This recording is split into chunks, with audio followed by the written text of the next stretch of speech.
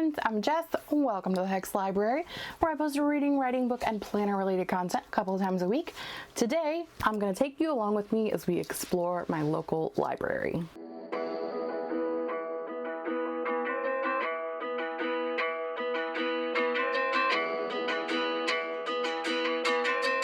But before we get to the library, we should talk about why we're going to the library. I was doing a live stream. Was I actually doing a live stream and someone was in my comments, or was it me and someone else's comments? I couldn't tell you because my memory is not that good. We were discussing that as far as using my library for audiobooks and ebooks, I use it all the time, multiple times a month. But as far as like walking into the library and going to my physical library, I probably haven't been in the building in 15 years or so. It's been a while. There was a conversation between myself and Leandra, the TBR0, who I will link down below, where basically she was like, you should go to your library more. And I was like, I should go to my library more. I should do that, and I should make it a vlog for the channel. And she was like, you absolutely should. And so here we are. This is Library Explorer, episode 1. My goal for the year. We're going to take it as it comes, but theoretically for the year, I want to once a month go to the library, pick out a book, bring it home, read it, review it, but also discuss, you know, the local library. This first one will definitely have a little more of like the library and me being there for the first time. I also went to the coffee shop afterwards, and I went and picked up dinner at the local hibachi place, which is one of my favorites. So sometimes I will be able to do that. It just depends.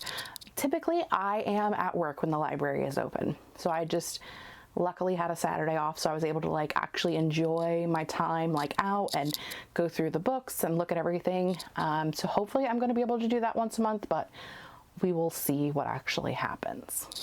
For this month, I particularly wanted to pick out a book that I had never heard of before.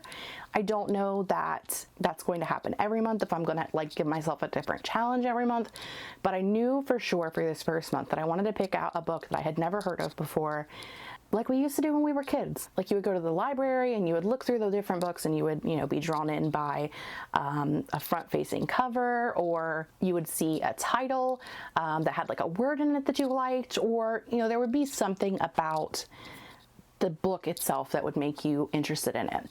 Or, I mean, some of us went through and picked out every book and read the back of it, you know, depending on the kind of kid that we were and what day it was. So I really wanted to do that for this first trip. So at this point, I have already made the first trip. Let's go to the past and take you on my adventure on my library day.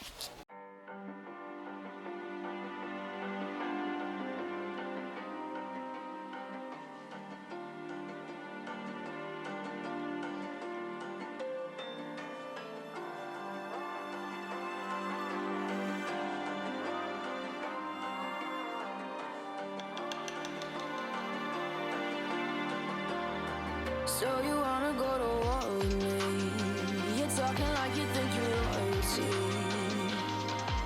You think that I'm afraid, but I don't break. I heard you question my stability. You think I'll fall just like a guillotine, but I am here to stay. Won't look away. The storm is coming, so you better start running. No, you can't control. Feel it in my bones. I'm coming for the, coming for the.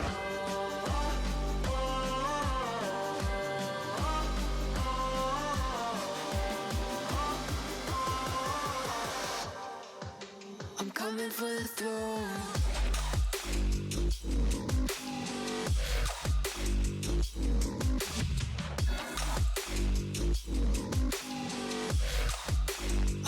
For the throne.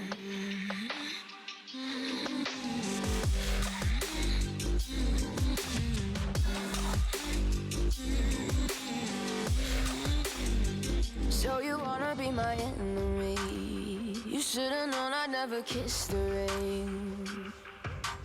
Ice runs in my veins. Won't play it safe. I don't belong with your nobility. Who died and made you king of anything? You think that I'm insane, it's your mistake. Kingdoms rise and fall, I've come to take it all. I'll take it, I've come to take it. Kingdoms rise and fall, I've come to take it all. I'll take it all. The storm is coming, so you better start running.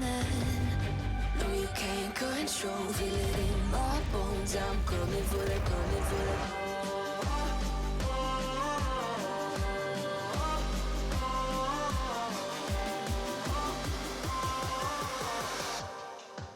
I'm coming for the throne.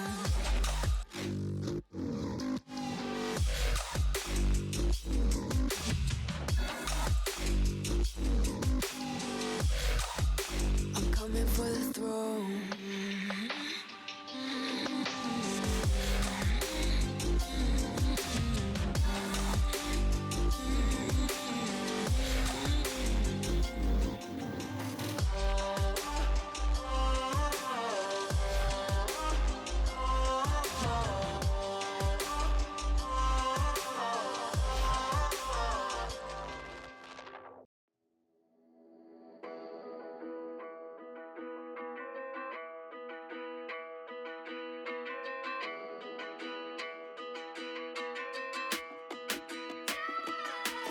I'm a hunter, tracks in the snow, and I'm friends with the cold rain and thunder. Frozen in my bones, I'll never get tired of the enemy. Got them both pulled tight in front of me. I'm a hunter, with an arrow in my hand. Hear the shadows follow me over the hills in the evergreen. Trade my soul for a chance to carry on into the wild.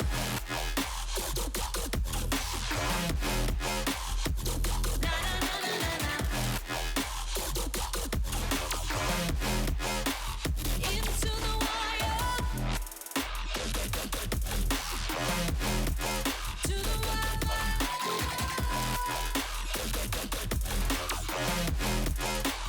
Into the wild.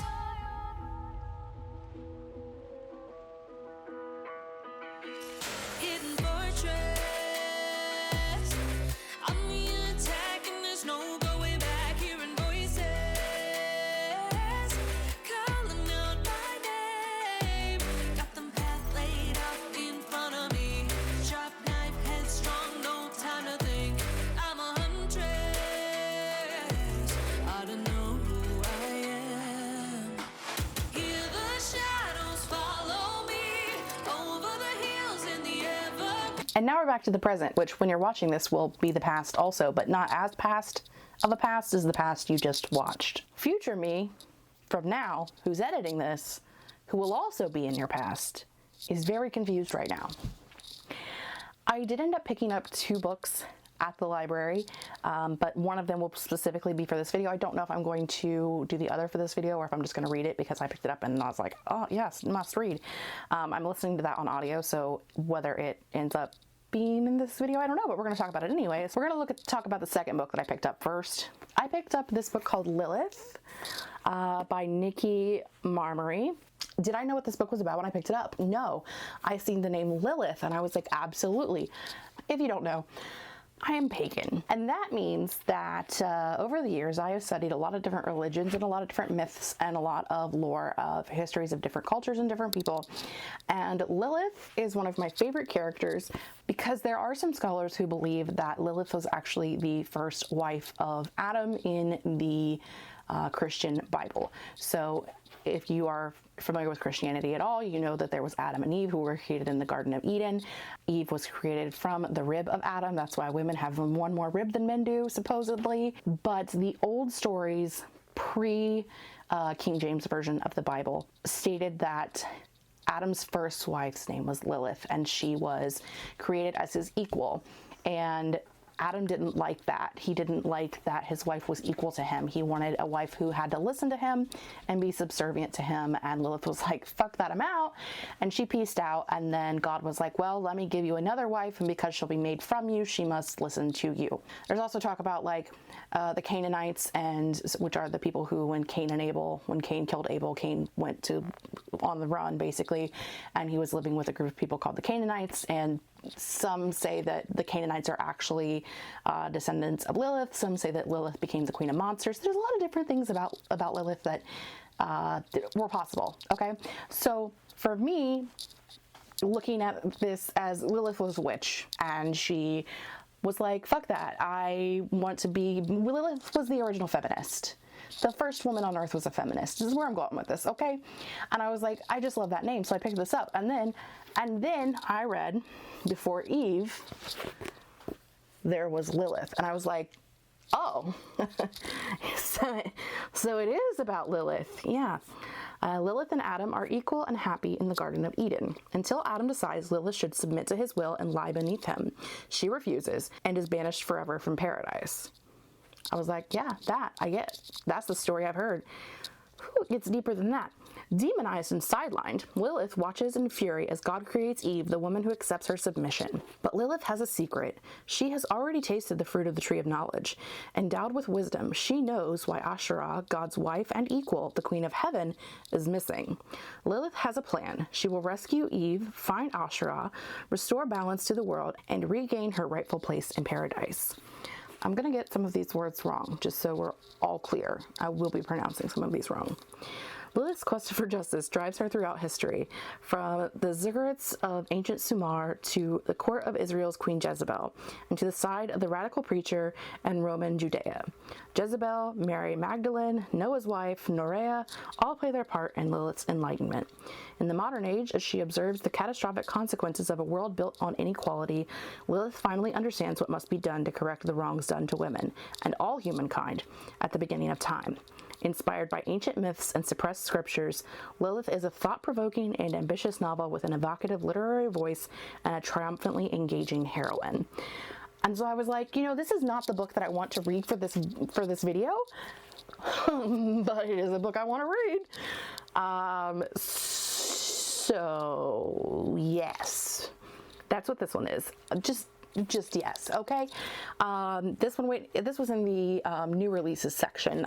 This came out in October, so it's still in like the new releases section.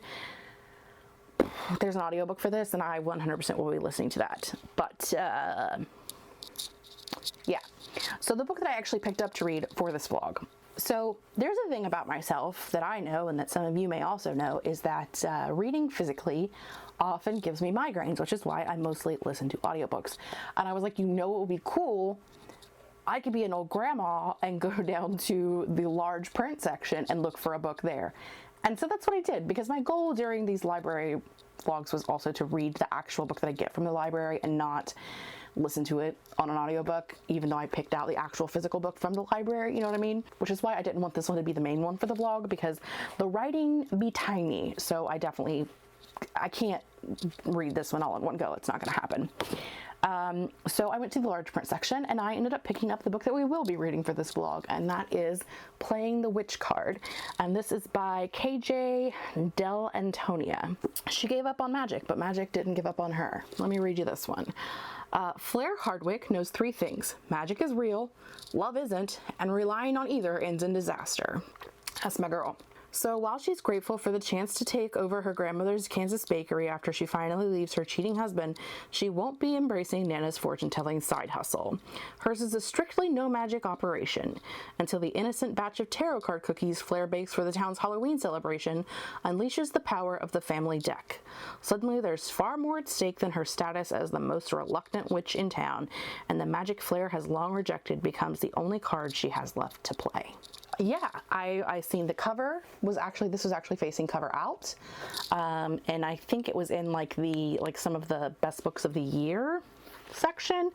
I don't remember. You can probably see it in the video where it was sectioned in the store. Doesn't even tell me when this was published in its giant print.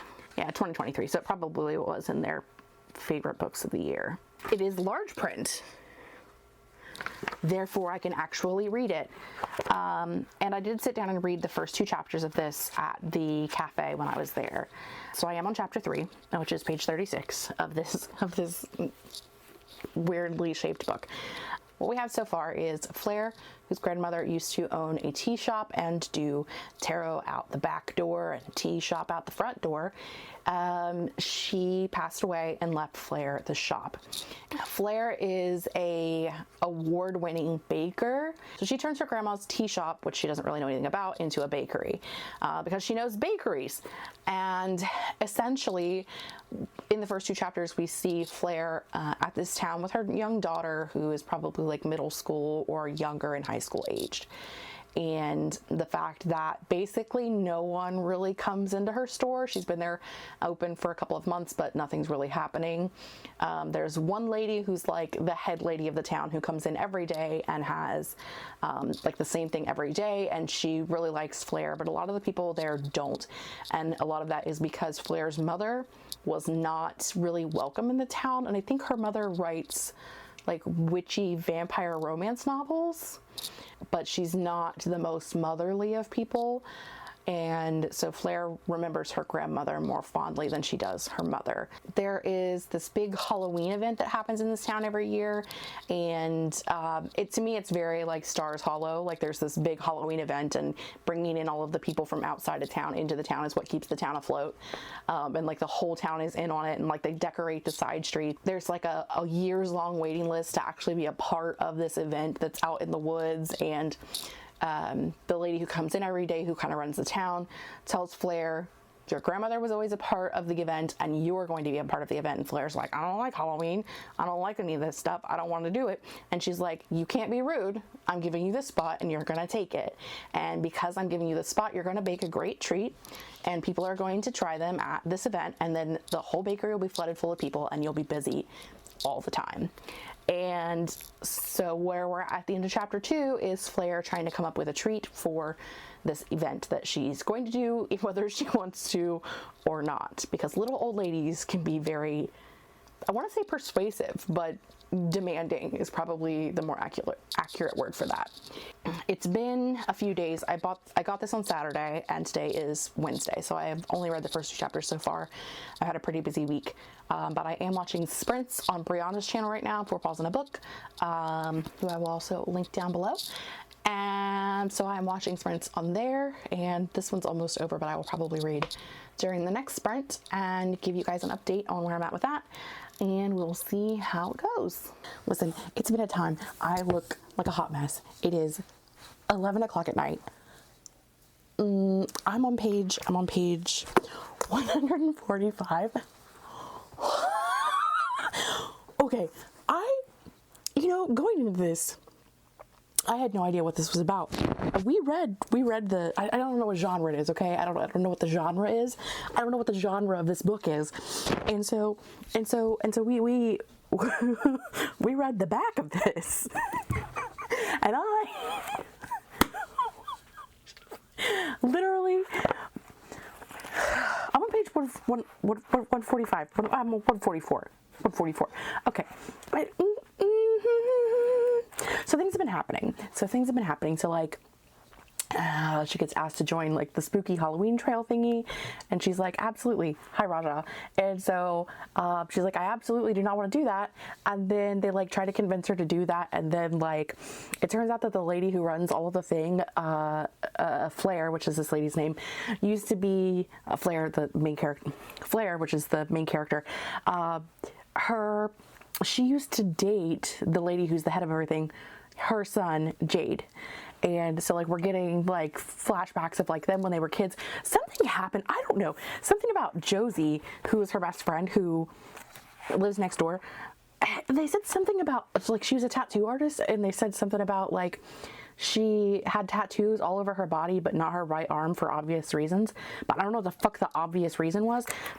Anyway, that happened. There's some things happening between Flare and her daughter Lucy and her ex-husband David, or her separated partner or separated husband, David, because they're not technically divorced yet. Anyway, her mom's a whack job. There's way more magic in this town than you had expected. Like, I'm finding out that there are like curses and things, and then we get to the end of this chapter, the end of chapter 8, and I literally was like, what the fuck just happened? Like, I was not planning on updating you tonight, because it's been a couple days since we talked last time, and I've just been reading a little bit here and there, piece by piece, and I was like, you know what, I'm going to read some before bed, because I'm going to continue reading tomorrow. I have sprints tomorrow morning with Aoife, and I was like, I'll read a little bit tonight before bed, and I'll update in the morning before we go, I'll do our sprints, and I'll like update, you know, what I've been doing over the past couple days. I was not expecting that to happen. I was not expecting that to happen. I don't even know. I don't know what genre this book is, but that is not what I was expecting. And I have so many questions. I mean, I had questions already anyway, because there's like so many things that like, there's so many secrets. There's so many things that are like, in like a whimsical way, because it is very much like, you know, these tarot cards kind of brought her family magic, but not really. And like, you don't really know what's happening. You're like, none of that is explained in the synopsis on the back of the book. I mean, it says hers is a strictly no magic operation until the innocent batch of tarot card cookies Flair bakes for the town's Halloween celebration unleashes the power of the family deck. So like, you know that there's magic involved, but nothing on the back of this book would have led me to believe that we would be where we are at page 145. Okay, there's still another 300 pages of this book, and I don't know how the fuck we got to where we're at right now. What the fuck's gonna happen in the next 300 pages? I am having a time. I'm having a fucking time. I'm gonna attempt to read just one more chapter. Famous last line. Because I can't just end it right there, obviously, when I tell you that I was not expecting this. Holy fuck. Okay, I'm gonna go read this chapter. You probably won't see me again until morning, unless something else happens. But yeah, that's me. What about you, Raj? Is that you? You good? Raj says no, she's not good. Raja, you can't eat the screen. I'm watching Sprints with Katie, aka I Would Rather Be Reading. I'll link her down below. And of course, it's the final sprint, so she's got the final sprint banner going across the bottom. And so Raja is naturally laying on my keyboard. And you're like playing music and shit, Raj. Attacking the final sprint banner, because that's what Raja does. You can't do that. You're laying on top of the keyboard. When you do that, it makes music and stuff, and Raja gives no fucks.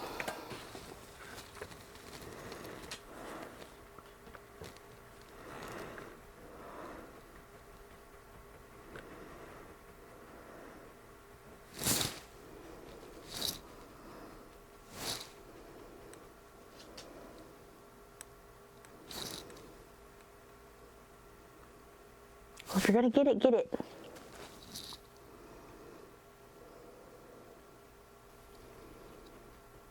She's literally just watching it scroll across.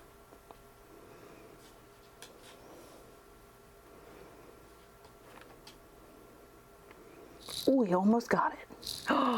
You hit a button, Raja.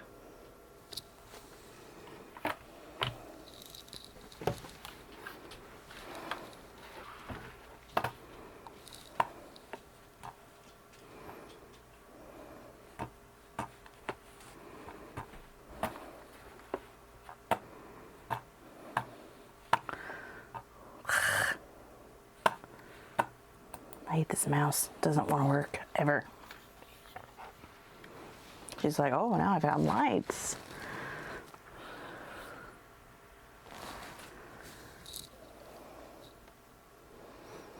Raji, what you doing?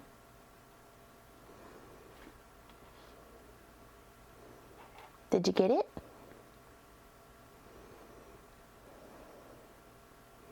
I don't think she got it. Oops, try it again. I don't think she got it that time either. Get it. Get it, Raji, get it.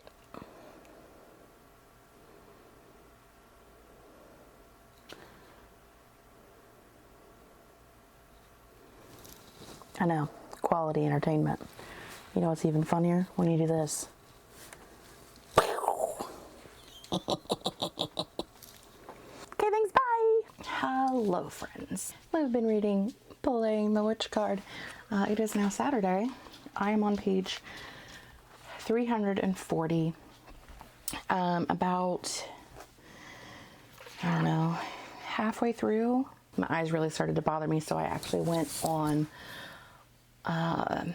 Audible and bought the audiobook, and I have been kind of immersive reading, a little bit, mostly listening, but kind of keeping track of where I'm at on the pages, but it's very blurry vision currently, so that's just normal for me when I physically read, which is why I don't do a lot of physical reading.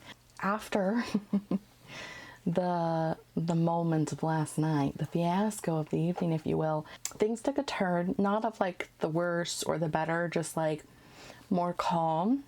Like there was like that big moment and then some like very dramatic but calm drama happened. And right now, with 100 pages left, we really just got a sense of who the villain of the story really is. This is definitely a story with multiple villains. Like, on one hand, you have David, who is Flair's ex-husband. On the other hand, a little bit of Lucy, who's Flair's daughter, because, you know, she wants to go back home and live with her father and, you know, drag her mom back with her so that they can be the big happy family again, even though Flair absolutely does not want that. A little bit of Flair's mother, Cynthia, because, you know, she kind of had a whole lot of things going on in Flair's childhood, and so their relationship was not the best. And a little bit of Renee, who is her kind of arch nemesis from when she would go visit her grandmother in this town when they were younger, and has continued to be a little bit of a thorn in her side throughout the book. But I think we're finally getting into what about Renee makes her be the villain, and I am very excited at this turn of events. Things are going good. I think I said that Renee's brother, which is the kid that Flair dated when they were younger, I think I said his name was Jade, but it's Jude. I might have said Jade, but it's Jude. It's a thing. So yeah, I'm getting to like the idea of generational magic and how it affects different people in this town, and slowly learning that there are people in the town who have the magic. It's interesting. One of the taglines that's not on this book that is on the synopsis online is Gilmore Girls meets practical magic. And though I am a terrible witch and have never seen practical magic, I can definitely say that the Gilmore Girls aspect is definitely there. I think I at one point described this town's festival as like very Stars Hollow-esque before I had read that bit in the synopsis. So, before I had read that online. So you know for sure that the Gilmore Girls bit is at least accurate. Today I have been on sprints. Well, I was on my own sprints this morning with Aoife, and then this afternoon I've been on sprints on Leandra's channel. She's got a couple of other people on with her. Right now it's Danny, Kelsey, and Michaela. Everybody will be linked down below. And then Margaret's sprints are next, and I should finish this book probably in the first sprint on Margaret's channel, depending on how long they are, because I have a little under an hour left of the book, of the audiobook. I might even speed it up because it's only on 2x speed right now, so I might pump it just a little bit because I've been trying to immersive read it, so I bumped it down a little. But I don't think I'm gonna continue doing that. I think I'm gonna close my eyes and listen to it with my eyes closed for a while, because again, blurry eyeballs. I think they just need a rest from like all of the screens and everything today. So that is what we are going to do. I'm very excited with where things are going. I'm so happy. I'm so happy I went to the library and picked up this book, because I never would have read it otherwise. I did also, I think when we talked about this before, we talked about it being published in 2023, because I can see that it, you know, the copyright date is 2023, but I wasn't sure when. But when we talked about Lilith, I said that it was published in October because it was in the new releases section and it has the October sticker on the back. Well, guess what? This was not in the new releases section. It was in the large print section, but it has the October sticker on the back of it. So, anywho, I'm gonna get back to reading this, and I will update you when I am finished. which will be today. That was a wild ride. That was a ride. I wasn't sure if like where the villainy thing was going to go where I thought it was going to go. It did, and then it went in a different direction as well. Like it went there, but then it also kept going, and I really liked the end. I cried. I mean, not like, you know, I didn't weep, but I definitely cried a little bit. It was like a very emotional, very moving, like tragically emotional, stressfully emotional. And then the end was very cute. I liked the end a lot. I liked the end a lot. Definitely has a lot of good messages about like not trying to control things that you can't control, and not trying to just fix everything by yourself, and that it's okay to ask for help. Which, I mean, this book is targeted at, I would assume, women in their late 30s, early 40s, mid to late 30s, somewhere around in there, because that is the age of our main character. So I think that especially if they are women who are going through a similar situation as Flair, the main character, which is a stupid name, then that could be something that they do need to learn how to like not try to micromanage and control everything, and how to ask for help when you need help. And I mean, I'm not saying that I don't also need to learn those things, but you know, that's outside of the point. Yeah, it was a time. Let's do a live rating. I mean, it's live for me. You're watching it recorded wise, but we're just roll with it, okay? Raja's here. She's gonna help. For an adult book, cover. I wish I had the alternate cover that's just on the Kindle, because it's a lot better. But I'll give this a solid 4. I picked it up because of the cover, so 4. Characters. And when I say characters, it's not just like a did I like the characters. It's a were they well done? Were they like individual characters? Do I believe in the character motivations? All of those things. I'm gonna say 4 because I feel like some of our side characters could have been a little more fleshed out, but I'm very happy with the characters overall. Plot, 5. Solid 5. Fantastic plot. I had the best time with the plot. 5. Pace, 4. It was kind of long, but I feel like the middle, there was like some time where I wasn't really sure what was going on in the middle, but we got there, so 4. Intrigue, 4. Logic. Logically, would I believe that any of this would happen if magic were real? Yeah. I think people really behaved the way that these people behaved. I think in the world that this author set up, that magic could behave the way the magic behaved. So, 5. World building.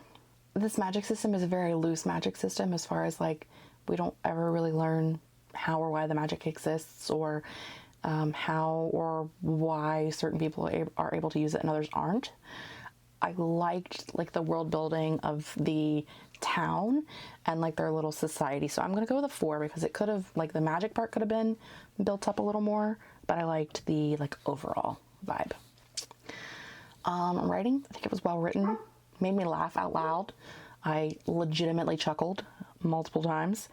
I'm going with a 4. Enjoyment, solid 5.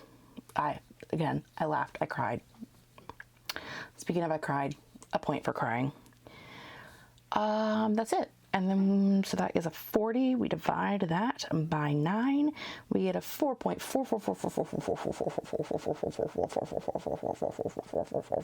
forever. Which means we will set that at a 4.5, which means on Goodreads, it will be a 5. Yeah, so playing the witch card, 4.5 out of 5 stars for me. Highly recommend. I have done a little bit more into like what the genre of this book actually is, because, you know, I did say I'm not really sure what the genre is supposed to be, and I'm trying to like better accurately explain it to you so that I can make you interested in reading it, because I did have a good time. So it's fantasy light because witches, people in that world don't know that witches exist. They're secret witches. It has a romance, which is technically it's a second chance romance, but that doesn't bother me when the first chance was like as teenagers. It doesn't bother me. There is a lot of miscommunication, or not even miscommunication, just lack of communication.